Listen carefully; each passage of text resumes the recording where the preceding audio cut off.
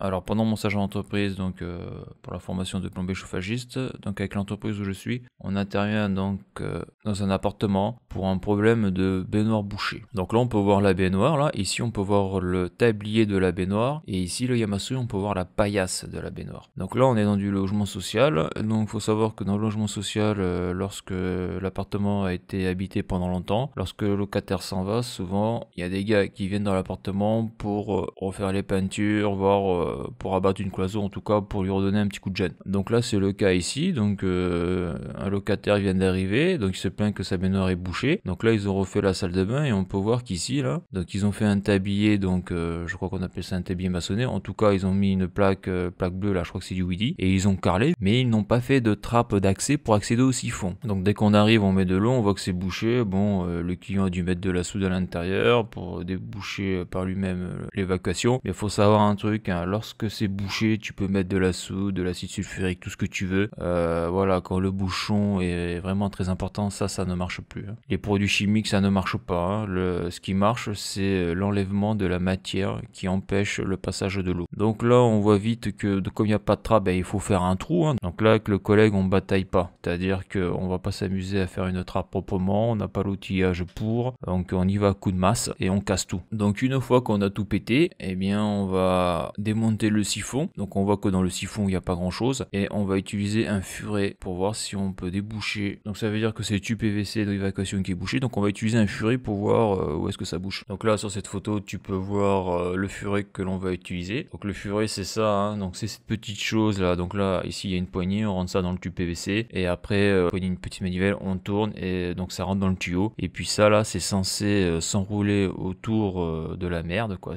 autour de ce qui obstrue le tuyau, et donc une fois que tu enroules ça dans ce qui te bouche ton tuyau, après tu tires ton furet et c'est censé donc enlever ton bouchon de merde quand c'est de la matière on va dire fibreuse, des cheveux, bon voilà ce genre de matière là. Donc avec ce type d'embout là pour des bouchons dans les tubes PVC, c'est assez efficace. Alors avant de passer le furet là, j'enlève les gravats, je fais un petit tas de gravats parce que bon, pour nettoyer la zone de travail. Pareil là, je prends cette petite scie là pour faire une coupe droite. Donc je fais ça parce qu'après on va utiliser un tablier en bois, on va aller chez le fournisseur, on va acheter une plaque en bois pour pouvoir donc la mettre devant la baignoire pour l'esthétisme. Donc voilà ce que ça donne, et là on peut voir ici là que pour la paillasse au dessus ils ont mis donc des supports de ce style là. Donc d'après ce que j'ai pu comprendre, ce qu'ils utilisaient soit du béton cellulaire, soit de la plaque de Weedy, parce que c'est imputrescible à l'eau et c'est léger, c'est facile à travailler. Donc là on peut voir un angle différent pour la paillasse là, et donc là on peut voir le tube PVC donc qui vient de la gauche là, donc il longe toute la baignoire là et il passe à travers le mur. Et donc là on va passer le furet donc du côté du siphon parce qu'on l'a enlevé. Donc malheureusement, donc là on peut voir ici le tube PVC là, donc malheureusement lorsque l'on passe le furet on sent qu'il y a une grosse résistance, et on voit que lorsqu'on tire le furet il y a de la matière blanche qui sort. Donc à noter ici là sur cette photo on voit donc le conducteur de terre qui vient du tableau électrique. Donc ici là ils ont mis un wago, donc il y a un conducteur de terre qui vient ici, qui passe par là, que ils l'ont fait passer par le joint là de la faïence pour aller ici là sur l'armature métallique de la porte de la salle de bain. Donc là on peut voir un petit zoom sur cette partie là, donc là on rentre ici dans le placo, là ils l'ont fait ressortir ici j'ai l'impression là, et là ils ont vissé ça directement sur l'armature métallique. Et donc comme c'est une baignoire métallique, ils ont pris le conducteur là et ils l'ont vissé directement sur la patte de la baignoire qui est prévue pour cet effet là. Donc là avec le collègue là, comme le furet ne donne pas de résultat, donc ici c'est collé ici là avec un coupe-tube PVC, on va couper le tube ici là, le Yamasuri, pour carrément enlever toute la canalisation PVC qu'il y a derrière la baignoire, parce que là le but ça va être de passer soit le furet ici là, ou soit de voir ce qu'il y a dans ce tube. Et donc là lorsque l'on enlève le tube, on peut voir qu'ici il y a de la matière blanche dans tout le tube. Donc cette matière blanche là, c'est probablement de la colle ou le produit qui a servi à faire les joints de la faïence. Donc là bon,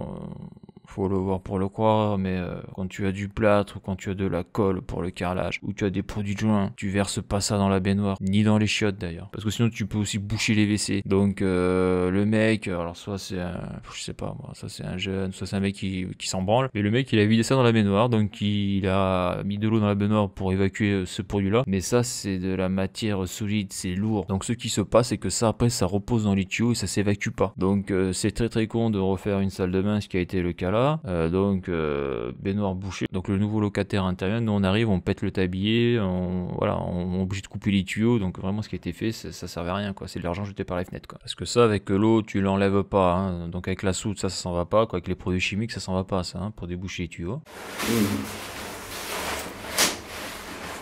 Donc là tu peux voir la matière qui est sortie du tuyau. Et donc une fois que le tuyau a été nettoyé, eh bien il faut le remettre à l'arrière là, donc mettre les manchons qui vont bien, le recoller tout ça et remettre le siphon. Donc là ce que je montre c'est la colle PVC qui a été utilisée, donc c'est toujours la même, hein, qui a été achetée chez un fournisseur de matériel professionnel. Donc là on peut voir son coupe-tube, à noter, bon là c'est triste mais le gars là c'est son coupe-tube perso. Donc je constate que dans l'entreprise où il bosse il y a des gros problèmes d'outillage, quoi. Bon ça c'est pas nouveau, hein, si tu regardes ma chaîne, l'outillage en France dans les entreprises c'est un gros problème. Donc ça c'est du perso là, c'est à lui. Et donc il recolle tout ça, il remet tout, donc après il faut contrôler l'étanchéité au niveau du siphon et du PVC. Donc il fait couler de l'eau. Donc jusque là tout va bien, sauf qu'à un moment donné il commet une erreur. C'est-à-dire qu'on sait que le tuyau a été bouché par de la matière minérale, la matière solide. C'est probablement de la colle de carrelage ou le produit qui a servi à faire les joints de carrelage qui a été vidé dans la baignoire lorsque le carreleur a fini son travail. Le carreleur ou alors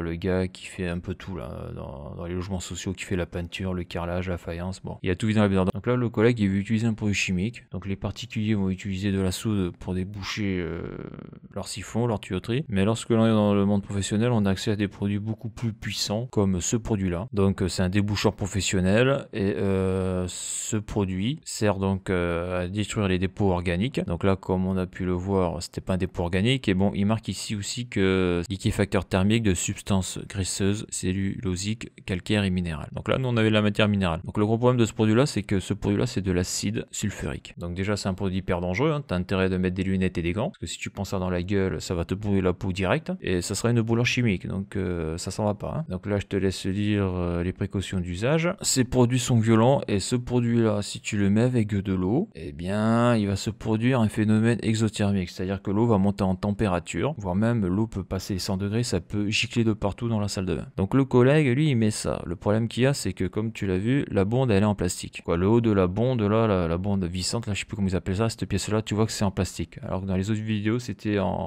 métallique. Donc quand tu mets de l'acide sulfurique sur du plastique et qu'il y a de l'eau dessus, donc la température va monter à plus de 90 degrés et le plastique va se péter de partout. Donc ce qui a été marrant dans cette intervention là c'est que le collègue lorsqu'il a fait ça, il a exposé la bonde. Donc ça veut dire quoi? Ça veut dire que bon, comme il fait beaucoup de dépannage, il avait un jeu de bonde siphon dans son fourgon et il a changé carrément l'ensemble, quoi. Bonde, siphon, quoi, la totale. Donc lorsque tu as une bonde en plastique comme ça là, si tu mets de l'acide sulfurique et s'il y a de l'eau, elle va éclater direct. Donc il existe des produits encore plus concentrés en acide sulfurique et là le danger c'est que comme je l'ai dit, ça peut exploser, c'est-à-dire que tu vas avoir des projections d'eau et d'acide sulfurique dans toute la salle de bain. Donc j'ai un collègue à qui c'est arrivé, donc ces produits là il faut s'en méfier comme de la peste. Et lorsque tout est bouché, alors c'est sûr que ça peut être tentant de balancer un bidon d'acide sulfurique dans le siphon, mais voilà, quand c'est vraiment bouché, qu'il y a de la merde, la meilleure solution c'est le débouchage mécanique. Après ce type de produit là à balancer dans les colonnes montantes ça peut être intéressant, mais pour un siphon de baignoire ou pour un siphon d'évier de lavabo, franchement ça vaut pas le coup.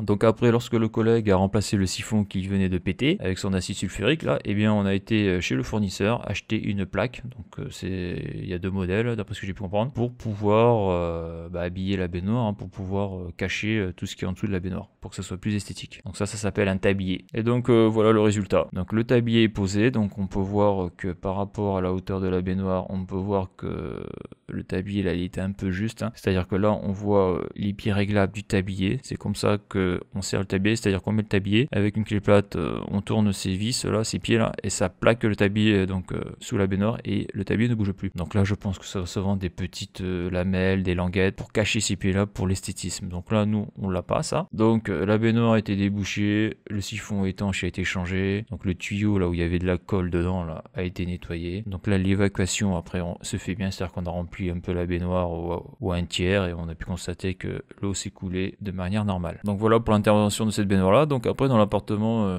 donc le client nous paye le café parce qu'il est content, il va pouvoir se laver sans que sa baignoire déborde. Et donc là je constate au niveau de sa chaudière qu'il y a un siphon classique là, alors que dans les précédentes vidéos, en tout cas une des vidéos, j'avais montré un siphon spécial chaudière murale. Donc là on voit ce siphon là, donc je pense qu'il est quand même adapté pour, parce que je vois qu'il est coupé en biseau là, alors je sais pas si c'est le gars qui l'a fait ou si c'est vendu comme ça. Et là on peut voir donc ce que je disais là, les flexibles là, les 3 flexibles qui vont un petit peu à l'arrache dans le siphon. Donc ces flexibles là servent à l'évacuation de l'eau, par exemple si une soupape s'ouvre ou si le disconnecteur de la chaudière murale s'ouvre. Donc à noter, ce que j'ai pu voir, c'est que sur les vieux appartements, lorsqu'ils faisaient la rénovation, ils passaient directement sur de la chaudière à ventouse, et en plus ils rajoutaient ce type de produit là. Donc ça c'est un désemboueur de réseau, en réalité ça c'est un pot à bout quoi. C'est un pot à bout magnétique. Et donc je rajouterai aussi, donc c'est un truc que je connaissais pas, donc ces petites pièces là en silicone. Alors d'après ça marche bien là, ça sert à faire les joints en silicone de manière très propre. Alors voilà pour cette vidéo, si tu as aimé la vidéo n'hésite pas à la liker et à la partager, tu peux t'abonner à la chaîne, tu peux aller voir les articles de mon blog qui traitent de l'électricité, du chaud et du froid, et pour ceux qui voudraient me soutenir financièrement dans la reproduction de mes vidéos par un don, le lien est sur la page d'accueil de la chaîne YouTube. Merci et à bientôt pour une prochaine vidéo.